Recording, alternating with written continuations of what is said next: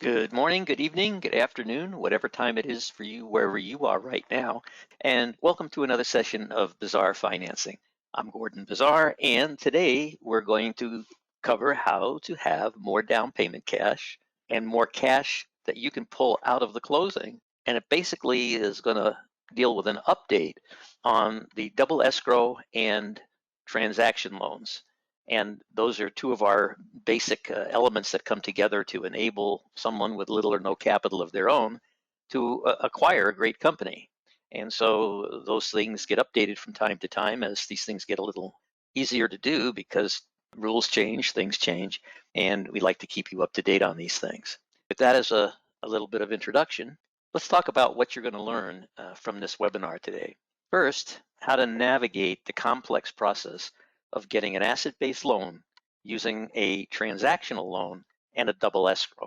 The steps to follow to streamline the process and adhere to the rules of an asset-based lender. If you don't adhere to their rules, you're not going to get the loan, or you're going to get funding way below what amount it is that you need.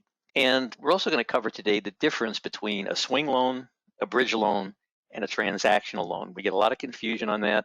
A lot of times people use these terms virtually interchangeably, but there is a slight difference between them. And what we're going to go over with you today is the nuance between them and how they're actually used in transactions.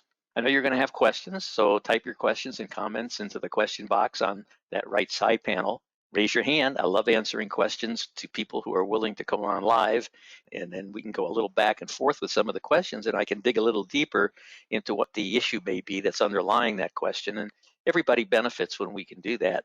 And of course, any unanswered questions, just send me an email at question@bizarfinancing.com.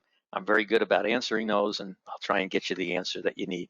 All right, update, double escrow and transactional loans.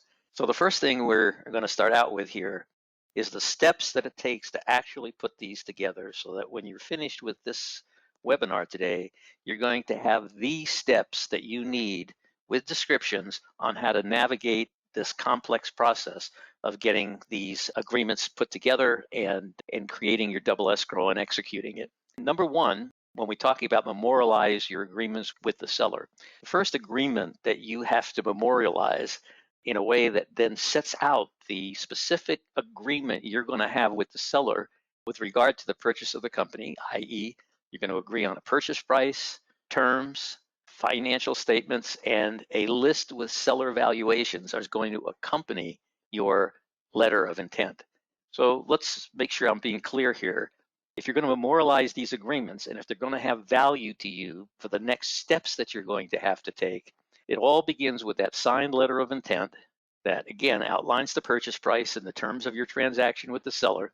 And attached to it are going to be financial statements that are the recent statements of the business, and an asset list where the seller has supplied you with that asset list and valuations that the seller believes they're worth. A machine, a piece of equipment, a vehicle, whatever it is, they have some sense of what they believe that's worth. And you're going to have that list with those seller's valuations on them. LOI is a very important document because it serves as proof to the lender of your and the seller's intent, the terms of the agreement, the financial conditions of the company, and the assets available to back the loan. Okay, that's what we just covered. All that's going to be tied into your letter of intent. The reason that's such an important document, if you go to a lender and you want to talk to them about a business that you don't own yet and that you want to acquire, what they're going to be interested in is that you really have a deal with specific price terms and that you've agreed with the seller. And if you can't prove to them you've got that, they don't even want to talk to you because they don't want to invest the time talking about a lot of deals that never happen. And so as a result of that, the way they screen who they're going to talk to about a loan to buy a business is you have to come to them with a signed letter of intent.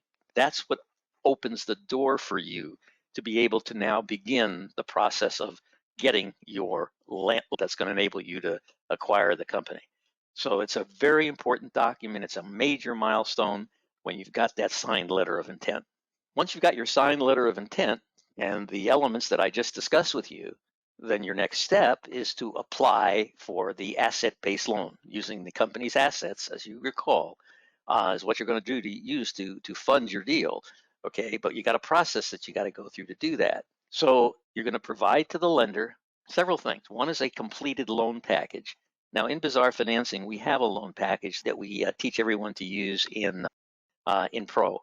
And it takes you through every step of what you have to do to create a loan package, what information has to go in there, and then how you document and prove up all of it. But at the end of the day, your loan package is going to give a lender anything that they need to know, any information that they will absolutely have to know in order to approve your loan.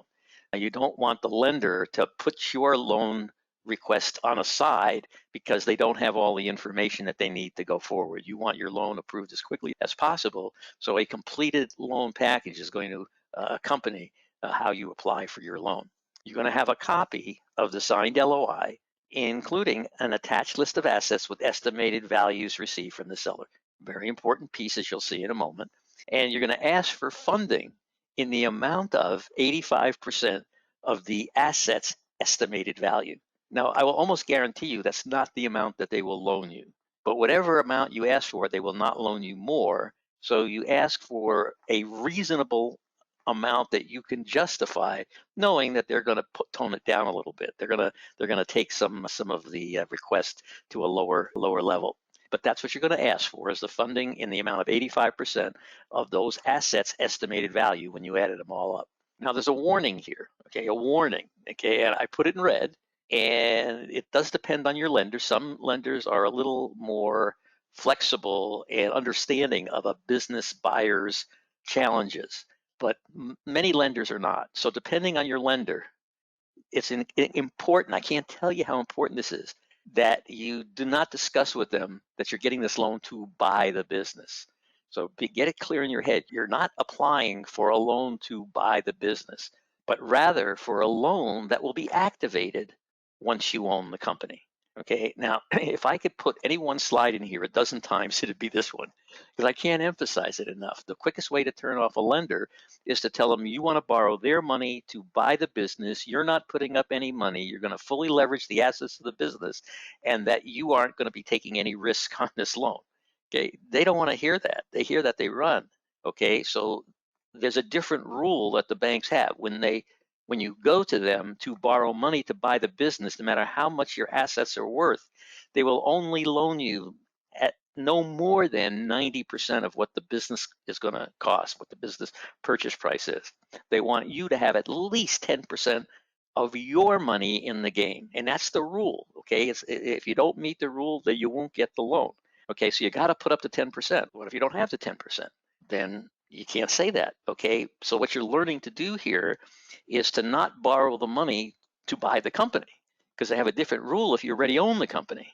So your only discussions with the lender are about financing after you own the business. This is such an important key to being able to negotiate your loan for your asset-based loan.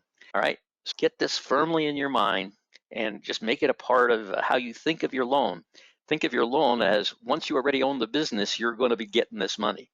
Now, the trick is going to be, how do we get to be owners of the business so that when the loan is activated, we are already the owner of the business, and so they're not loaning the money to buy the business. They're loaning the money to us technically after we already own it. Okay, so this is an important concept to be really clear on. Third step here is to document ownership and price of assets. All right, so the lender's not going to want to talk to you unless you can verify to them that when they make this loan and they take it as collateral, that the collateral has been put up by the owner and that the price of the assets or the value of the assets has some basis in reality. All right, so that's a key element of that. Now, as a part of your due diligence, I'm going to jump around here just a little bit, but as a part of your due diligence, you're going to buy a business, you got to verify that the assets are worth what they are, that the owner actually owns them, that whatever they're going to transfer to you, they have ownership of those assets. And there's a whole bunch of other items that get handled in that due diligence, all of which is verifying all the wonderful representations that the seller has made to you. There's a way to kill two birds with one stone here. Your lender is going to be more conscious of the due diligence as the lender who's depending on those assets and the business viability to get repaid than you are, okay? Because remember, you're not even coming up with any cash here. So Who's really at risk? It's the lender. They're going to be way more careful on due diligence than you would be, and in many cases they have the resources to be more diligent with respect to the evaluation of the company. So as part of your due diligence, you're going to gather all the necessary documentation from the seller that validates. Remember, the seller wants to sell you the business, right? You have a right to do due diligence. So as a part of your due diligence, you're going to ask the seller for certain things to verify what you're really getting when you acquire the business. So you're going to get the documents that validate the business's ownership of the assets. Is there a bill of sale that shows the business bought it? Are there receipts that show that they paid for it? All of the things that would demonstrate that the business owns those assets. You're entitled to them. You're certainly entitled to see them and have copies of them if you're actually acquiring this business. So that's part of what you're going to gather up. You're going to gather up something that clearly shows the purchase price of each asset. It can be as simple as book entries or copies of receipts or purchase orders, or there's a whole bunch of documents that can all help to show what the business purchase price was, including a check, a copy of a check that was written for that, a copy of a debit on a credit card, okay, that shows what that was paid for. In other words, all that stuff is out there in paperwork someplace, and you're going to be gathering all that up. Provide these documents to the prospective lender. They're going to go over those documents, and they're going to satisfy themselves to the fact that the company owns the assets. This is about what they paid for them. This is part of how they impute the values to those assets, along with some other methods that they'll apply to that. But the point is, this due diligence is now in effect going to get done for you by the lender who has to do it before they're going to make a loan. Then once you've got all that documentation to the lender, you've requested a certain amount of money to be funded, at some point they're going to evaluate all this, and they're going to say at some point, yeah, we'd like to make this loan, and based on our evaluation of the assets and the cash of income of the business, all these important things that you've now given them the documents to evaluate, you're going to request a term sheet. Now, many times the lender will just provide you with a term sheet, okay? But sometimes they don't. They just tell you, yes, we're interested in making the loan. And you don't stop there because that's not enough for you. You've got to have something from them to go to a next step. And what you have to have is a term sheet, something from the lender that says, yep, we're going to loan you X amount of dollars at X interest rate, et cetera, okay? So that's going to give you the loan amount, the interest rate they're going to charge you, whether or not there are any origination fees that you have to pay, the payment terms, how quickly do you have to pay it off, under what amortization, all that stuff is going to be in the term sheet. It's going to totally spell out how this loan's going to work. And what that gives you the ability to do is to compare lenders. A lot of times people think if I get just one party that'll make me a loan, I'm so lucky, I'm not even going to look at others. And believe me, when you go about the process of the steps that we're showing you, you're going to get more than one lender that's going to be interested in making you a loan. And so you're going to have put out that information to 2, 3, 5, 7, I don't know, there's no magic number, different lenders. All right. And then when you get their term sheets back, you can literally lay them side by side and go through the basic elements. And if you have any math skills whatsoever, you're going to be able to look at which ones are costing you the most for the loan, that have the best terms, that have the best repayment schedules, that have the lowest cost overall, that give you the full amount of money that you need.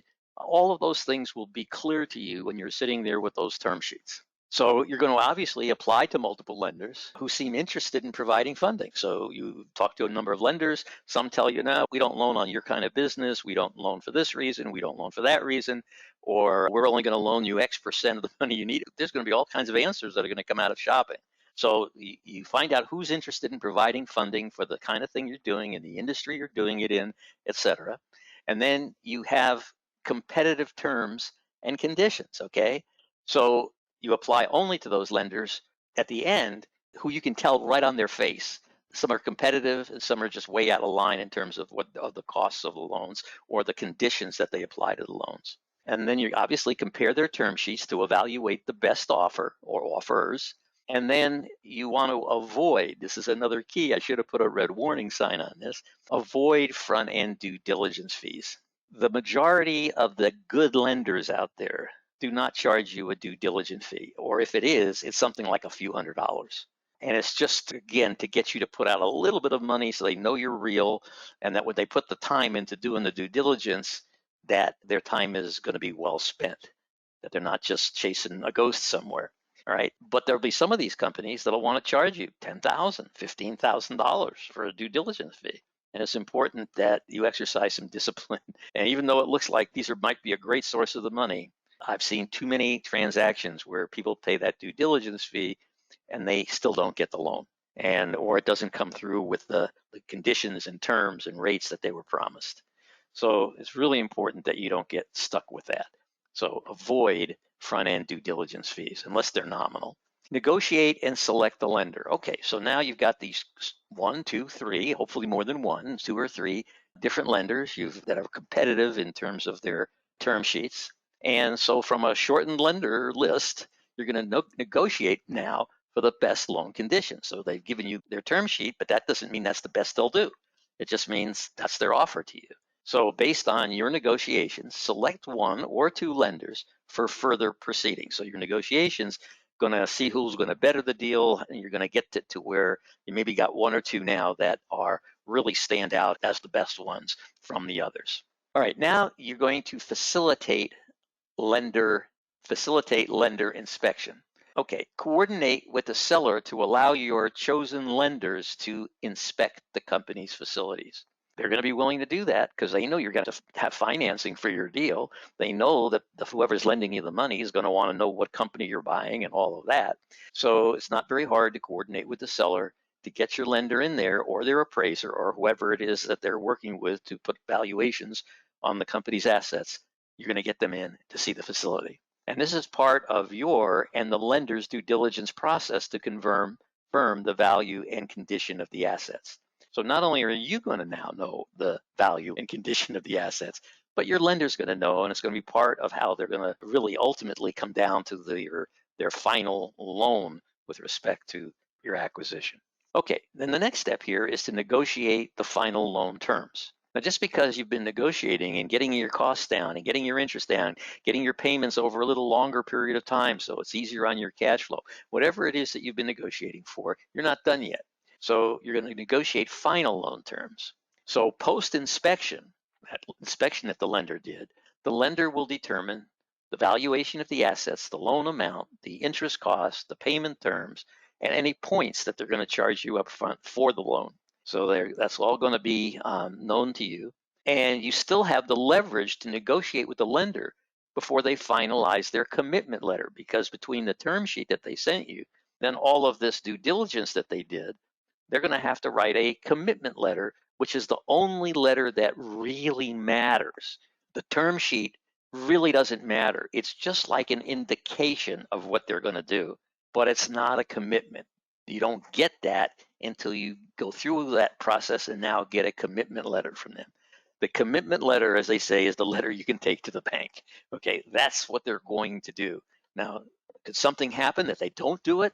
Yeah, but they don't want to get sued. Okay, they know that when they put that commitment letter out, they're on the hook for this. And unless you violate the terms of the commitment letter, they're compelled to do it. Now, can they excuse their way out of it? Yeah. Do they have more money to fight you than you have to fight them? Yeah. But banks and lenders don't usually not honor a commitment letter. So now you have to obtain the commitment letter.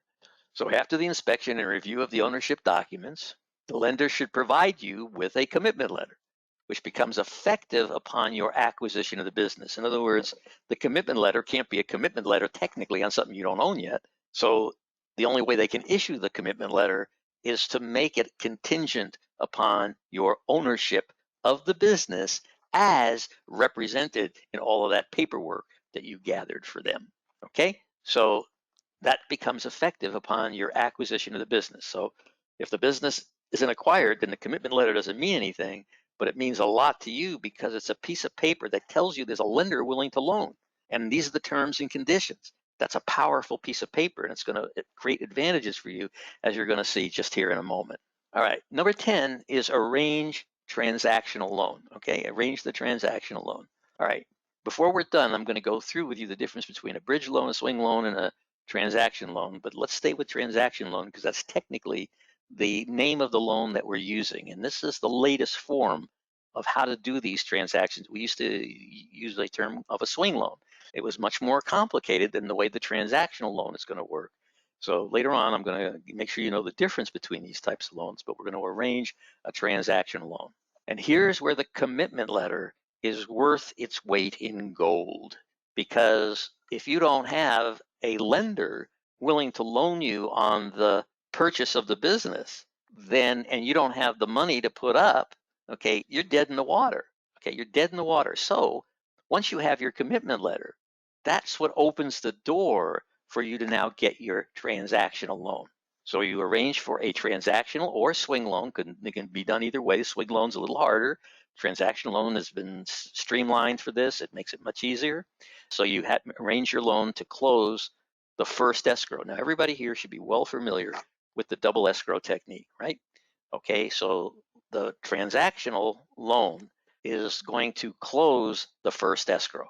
All right, so that's, you borrow that in the first escrow, and that closes, or for the first escrow, I should say, and that closes your escrow, your first escrow.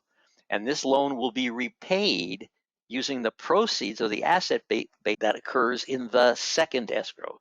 So your commitment letter from your lender and the swing loan or the transactional loan are all happening in the second escrow, okay? But the transactional loan closes from the second escrow closes the first escrow and enables it to be repaid through the asset-based loan when the second escrow closes. All right, okay, so now you got to actually set up this double escrow. So that's what's going to happen. So you've got to select an escrow holder. You're going to draft escrow instructions for each escrow. Escrow 1 facilitates the purchase of the business. Escrow 2 facilitates the repayment of the transactional loan that enabled you to pay off the business or to pay for the upfront portion of the business purchase. And that could have been a transactional loan or a swing loan. But again, the transactional loan, because of its weight structure, is a little bit easier to work with. All right, so that's what's going to happen, is to set up that double escrow. All right, now you got the double escrow all arranged, everything's ready to go. So now you have to finalize your finance agreement. So the next two steps are to execute the finance agreement with your lender, with your asset-based lender. You sign the escrow instructions for both escrows, and then the next thing is to close the escrow simultaneously. So you get copies of all, and then out of those closed escrows, what you get is copies of all ownership and loan documents. So all that gets delivered to you out of the close of those escrows. If it's well structured, you're actually going to get cash from the closing because you literally will have over-financed the deal. You will have more money between seller financing, the asset-based loans, and some other bank loans that maybe you got as well, that you're actually bringing in more dollars than it takes to close the deal. Okay, because to close the deal is the difference between the purchase price and the seller financing. But now if you've done the asset-based lending, you've got more money than it takes to do that. Okay, especially if you've got another bank loan in there or a mezz loan or a whole bunch of other loans that in Bizar Financing we teach you how to get. All right, so if it's structured well, you're going to get cash out of the closing. So now you got paid to go buy your business. You also get the keys to the business, right? You now own it, it's yours. And so that's what basically closes your deal. Now, following these steps will help you acquire your business with little or no cash of your own. And if you did it right, you get cash back using an asset-based loan, a transactional or swing loan, connected by a double escrow, okay? And again, if you want cash back, then you did more than use the asset-based loan for all this stuff. You got seller financing, you got some bank loan in there, maybe some mezz loan in there. So you've pulled back even more cash than it took you to actually buy the company, all right? And so that's the basic steps, that's the basic process. All right, let's talk a little bit about the difference between a swing loan, a bridge loan, and a transactional loan. Okay, swing loans, bridge loans, and transactional loans can serve different purposes and operate under slightly different frameworks. All right, so let's go over what those are so we get clear on what these loans are. And by the way, in the world out there, and you can use and interspace those words, interchange those words. Most people don't know the difference. Okay, but you're going to know the difference, and it's subtle, but they're important in terms of the actual utilization of one versus the other. Okay, swing loan, purpose. The swing loan can help a buyer manage the financial gap when they need to close the purchase of a business before securing their long-term financing or selling another business asset. So sometimes a business needs to bridge that purpose, right? And you swing out of one asset and into another asset. So a swing loan can help you manage that financial gap of time between the time that you have to buy something and the time that you get to sell another asset or get another loan from some other asset. There's that gap of time, and the swing loan is what can help you facilitate that. The common use is buyers who are relying on the sale of their current business or another significant asset to finance a new acquisition. The duration is short term, generally a few months. Okay, so a swing loan is technically used for transactions where the buyer who's using the swing loan has other assets, has other things that they're going to liquidate either by sale or by borrowing against them. And they're just covering that gap of time when it takes them to do that. But they're able to do it because they've got credit, they've got all that good stuff, and they qualify for the swing loan. Okay, they qualify for the swing loan. All right. The key feature is allows the buyer to swing from one business transaction to another without a liquidity crisis because they got the assets. Okay, that's not their problem. Okay, they've got the assets, they just don't have the cash, and the swing loan enables them the time to then create that liquidity event that will give them cash to then pay off the swing loan. Okay, bridge, these are going to sound a lot the same, but they're nuanced, okay? So what's the bridge loan look like? The purpose is used to provide immediate capital to finance the purchase until more permanent financing solutions is in place. All right, so the first one, swing loan, is you're swinging out of one asset into another, right? You're taking one asset of assets that you already have, and you're bridging the time between the time you can liquidate that to the time that you have to have the money now. Okay, you have to have the money now to buy this, and the swing loan gave you an opportunity to bridge that time, to swing through that time. Purpose of this is used to provide immediate capital to finance the purchase until more permanent financing solution is in place. Okay, so now it's not a matter of one asset to another. It's a matter of you're buying this asset. You have a long-term permanent solution, but until that can be activated, the bridge loan bridges that gap in time. Okay, so hopefully it's a nuance, but hopefully you see the difference in what it is and what its use is. So the common use here is useful for buyers who need to act quickly on a business opportunity, but are still arranging their long-term financing or waiting for approval of a large business loan. So they go to their bank because they got good credit and they get the bridge loan to cover them during that period of time. And then when their permanent financing comes in, the permanent financing pays off the bridge loan. I hope this is clear because there is a difference between a swing loan and a bridge loan. All right, duration, typically up to a year. Key feature, this type of loan bridges the financial gap on a short-term basis, usually at a higher interest rate, which reflects the increased risk and temporary nature of the bridge loan. Okay, so it's bridging the time until you can get your permanent long-term loan. All right, now let's look at a transactional loan, and what is that and how does it differ? Transactional loans can be tailored to facilitate a unique kind of financial maneuver, and that's what we're going to do here. We're going to do a maneuver to help us generate money where there is none right now. The purpose is it's used to close on the acquisition of a business when the buyer can immediately repay using financing obtained through the newly acquired business. All right? The key word there is immediate. Okay, this is a transactional loan. Life is the life of the transaction. All right, and so this is the perfect kind of loan to use for what we want to do in the buying of this business, because we have assets in the business that we don't own yet, and we have a loan that we're going to want to get that's permanent financing, but we don't have good credit to have somebody loan us the money and then allow these transactions to happen when they happen, okay, or pay off when they need to get paid off. We need it to be paid immediately, so we don't need to have good credit to do it. That's the whole purpose of a transaction loan. I don't need credit to get this. I just need to have an immediate payoff for it. The primary use is useful in scenarios where a buyer acquires a business and needs to secure the transaction while not having adequate funds, but plans to immediately leverage the assets of the acquired company to repay the loan. Okay? So you see where this is the ideal type of loan that in its name and in its structure, it's immediate. And you don't need credit to get it. You just need to be able to immediately pay it off. Right? It's a very important distinction. All right, duration, extremely short term, just enough time to cover the gap between the acquisition and the arrangement of subsequent financing. And when you put it into a double escrow, it's dynamite. Used in double escrow, where the loan repayment is virtually immediate. When both escrows close simultaneous and the asset-based loan pays off the transactional loan immediately. The key feature is the transactional loan is specifically designed for rapid execution and turnover, enabling the buyer to manage finances tightly and efficiently, particularly in acquisitions where the buyer can quickly capitalize on the newly acquired assets of the business. Okay, so hopefully all this helps everything to fit in a nice little frame for you where it all makes sense.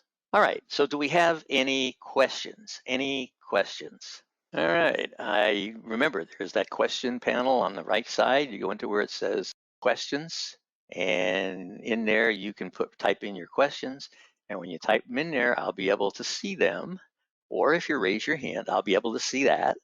And I'll call on you, open up your mic, and you and I can chat about your question.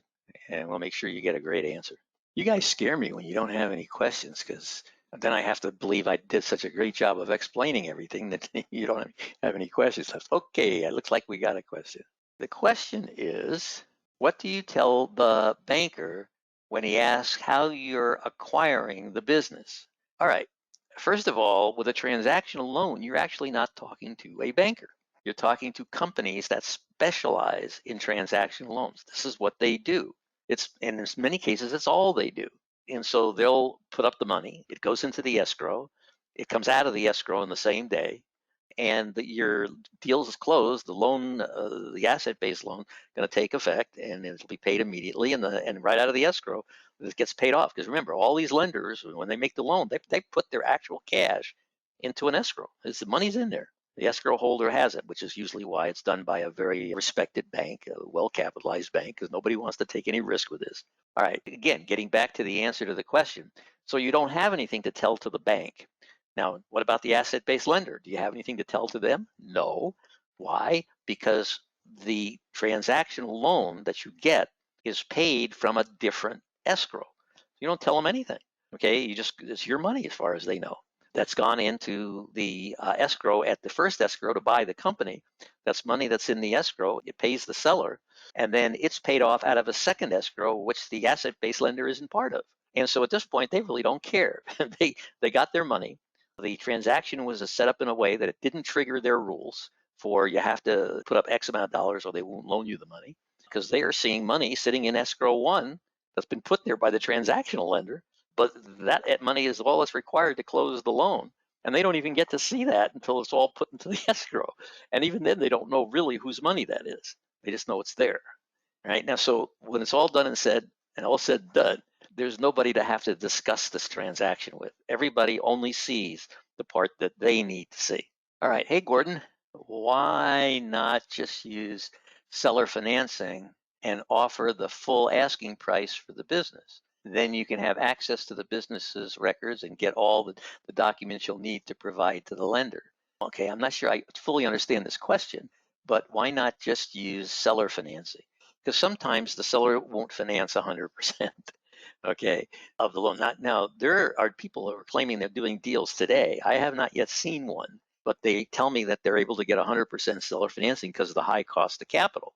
I haven't seen that. I've seen 70% seller financing, but the buyer had to come up with 30%. Using this method can do that.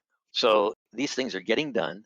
If you got 100% seller financing, then I will guarantee you that you're not going to finesse the seller out of wanting to take liens on everything and wanting to be in first position, because they're loaning you all the money to buy the business. So they're going to want absolutely to collateralize everything within the business if they're doing that. If they're only taking back 40% financing or 50% financing even, then it's not that hard to get them to realize they're going to be in a second place behind your asset-based lender or other lenders who are going to want that level of security, right? So again, the seller financing can help, but if you want to get cash out of the business, then the way we've just shown you is the way you do that.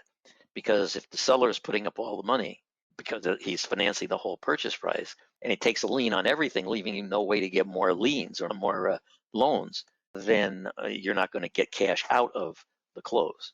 If you got the seller taking 50% and you're able to basically on the assets borrow 60% from the lenders on the purchase price of the business because the value of the assets, then you have the ability to take, let's say, 10% of the purchase price as additional cash that you finance that now isn't needed there. And so you now have an ability to take some cash out of the closing.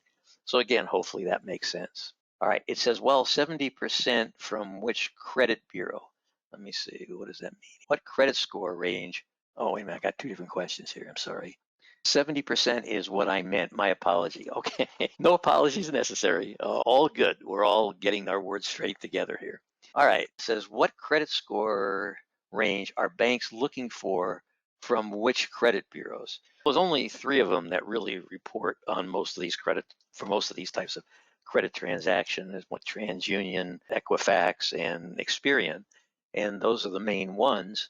And I see people getting loans with 90s, 690s. And if they don't have 690s, they're getting partners who may not be putting up any cash either. They're the ones whose credit score is then being looked at. And those folks will have usually credit scores within the low to high 700s. But that's not what the banks are actually looking for. Let's say they're looking for a higher credit score as you can get, but they're willing to do them as low as 690. What size business would you be looking at if you were doing your first deal today? Expunge from your mind first deal, okay? Because it's harder to do a business under 5 million. In other words, if you're buying a business where the true value of that business is 5 million or less, it's going to be pretty hard to do. All right, and the reason for it is because the lenders who loan those small numbers that it's going to take to buy that business. Now, I know in your mind, if you had to get a $2 million loan, that even with seller financing, that you still had to get a $2 million loan to buy the $5 million business. In your mind, the 2 million may not be so low. That might be like all the money on the planet if you don't have the money. In the world of finance, your bottom feeder lenders are the ones who will do those loans. Their interest costs are high, their rules are tight because usually people applying for that size loans aren't well established, don't have great credit, where if they're loaning money on a $20 million business, the amount of money they're going to make is great. They're looking at sophisticated buyers and sellers. They're more inclined to want to do the loan and take some risk because they're going to make a lot of money on it. They can't make a lot of money on a $2 million loan today. Think about it. The cost of you doing all that due diligence up front, because remember, you don't close every deal, right? So if you're doing all this due diligence on 2 or 3 deals in order to close one, your due diligence costs and your administrative costs of that loan and your administrative costs of keeping track of that loan and making sure that the borrower is remaining healthy so you don't have to call the loan and then maybe having to call the loan and going through all of that stuff. And you're doing it for this little tiny $2 million loan. You can't charge enough interest on that loan unless you're a really predatory lender. You can't make enough interest on that loan in order to pay for all that and make a really nice profit. You can't. But if you got a $20 million loan, all of those administrative costs, all of those setup costs, all those, they're not much different than they are for the $2 million loan. You now are spreading all those costs over 20 million instead of 2 million, and you can now charge less interest and still come out better. You're taking, in their mind, they're taking a lot less risk. They've got a lot more margin to work with, and they're going to be inclined to want to make those loans instead of the little tiny loans. And 2 million in today's world is still considered for a business loan in the area of tiny. So I think what I'm trying to say here is that forget the fact that this is your first business. Don't relegate yourself to bottom feeding here. Go for the good stuff. It's not going to be any harder to do than the smaller one. It may look harder. You may be talking to a little more sophisticated people. It means you got to be a little more confident in your own abilities. And so you can do that by study. That's why we have Bizar financing. So you don't have to feel like you don't know what you need to know. One of our most successful graduates was a gentleman who he's on one of our webinars. I work with so many people. I apologize. I don't always remember everybody's name right away. But he bought a couple of different companies. And the thing he told us on the webinar where we interviewed him was that he listened to Essentials probably 20 times with his partner. And they went through it. That they would role play buyer, seller, but they were taking every word I said, every way in which I said that. And they literally internalized it to the point where they could duplicate my conversation to a seller, my conversation to a lender, and they got to where they sounded like they'd been doing this for 50 years. And so they were able to bring their level of self-confidence just by study, repeat, until it became part of them, until they were totally comfortable that they could speak to any situation that would come up within the framework of everything that's in Essentials. In fact, at that time, Essentials was the only program they took. They didn't take any of our more advanced programs. So they had to get everything that they knew it could do out of Essentials. So it's a matter of know-how and feeling the confidence and realizing that when somebody asks you a question, you know how to respond in business language. That's important. So that role playing that they did between the two partners really helped them to perfect it to that level of total comfort that they were not going to incur anything that they would feel uncomfortable handling. They knew what they had to do. They knew how they had to speak. They knew how they had to answer questions. They knew with comfort that they could do it. So that was a really big part of that. Discussions with all lenders are about financing after I own the business. That's a question. Or is this approach only with an asset-based lender? It depends, okay? If I'm going to use what's called mezzanine financing, again, I can only do so much on a given webinar, so I can only take it so far. But mezzanine lending usually is high cost money, flexible repayment terms, no collateral, no personal guarantees. The money has a high cost because they are willing to assume the risks that they assume. They know they're going to lose on a few, but the rates that they charge enable them to do that. And so a mezzanine loan is a beautiful loan because you go into your deal with the mezzanine lender putting their money directly into the escrow that's going to buy the business. And it goes in as your money. Now, the fact that you're borrowing it through a mezz loan is irrelevant. The mezz loan lender understands you're going to use the money to buy the business. That's why they're charging you the high rate that they're charging, is because they've looked at all the risks and they're assuming those. So that money you can go into, you don't need any collateral for it. They're looking at the financial ability of the company on a cash flow basis to pay the loans back. They're looking at who's going to run the business, which may be a reason why you want to keep the seller on for 3 years. So it's the same person running it that ran it all these years profitably. It may be that the way you want to structure this particular deal is instead of having the seller take back a note, you have him do what's called a rollback of the money he gets from the sale. A portion of that money he invests back in your buying company. So you formed a special purpose entity to buy the company, and the mezzanine loan goes into the deal. The seller is going to get cash on close for a certain amount of the purchase price. The rest he's taking back a note for. And then on the part that he is getting back in cash, he takes a portion of that. Now, instead of a seller note, he gives a investment back into the buying company. So now instead of having a note to the seller, which is a liability on your books, you have an asset on the balance sheet, which is his investment in the company.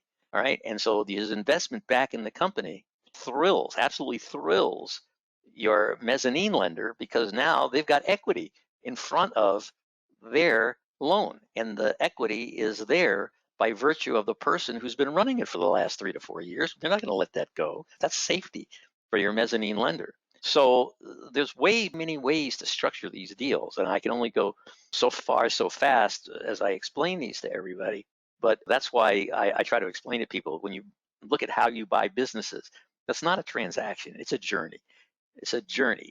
It's over time you learn all of the various techniques. You learn how to think entrepreneurially. You get comfortable that these different situations can be handled with different structures of financing. So I'm trying to stay today focused on the double escrow, the kind of loans that are available. But to answer your question specifically, there are lenders you don't have to worry about talking about buying the business. You can tell them. If the primary lender is likely to be worried that you don't have cash in the deal and that's going to interfere with their ability to get repaid, okay, then you got to be careful. Okay, you only want the lenders to know who you've mitigated the risk for or who already know that they're at risk, but they're charging a high premium for that risk. And so they're going to go with you. It's okay if they know. All right. Would it be easier to acquire a business at full asking price, then put some contingencies in the agreement that will allow the buyer to do a deeper dive into the business Okay, contingencies that allow the buyer to back out of the deal or roll back some agreed buy.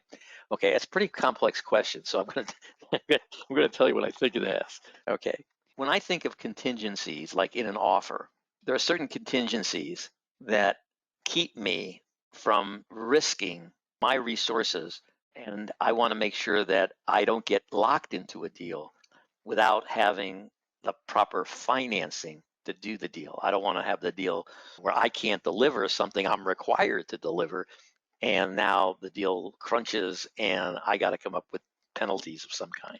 So in every letter of intent, in every definitive purchase agreement, I make sure that there are contingencies in there that I am not liable for completing the transaction subject to my financing. So when I put in contingencies, one of the contingencies is financing to close the deal.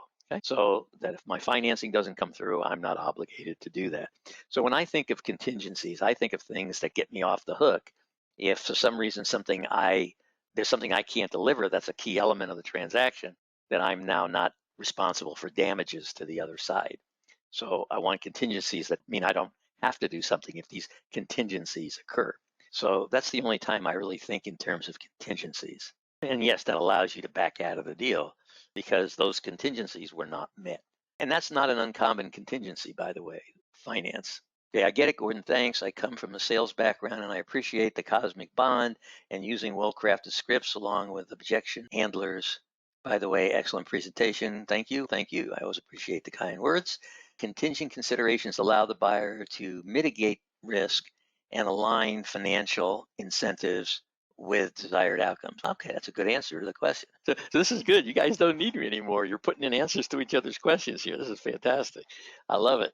All right. I think I've gone through most of the questions. If I missed one, I apologize for that. And just send it to me by email, if you would, at question@Bizar Financing, and we'll be sure to get an answer back to you. So again, I'd like to thank you all for your enthusiastic presence here. I especially appreciate the questions and giving everybody the opportunity to learn a little bit more that way. I'm looking forward to seeing you all again on the next one of these that we do. We do them on the second Wednesday of each month for Pro, and then on the fourth Wednesday each month for everybody, Pro and Essentials. And so whichever you will be coming to, I look forward to seeing you then. And in the meantime, I wish you all the absolute optimum of success.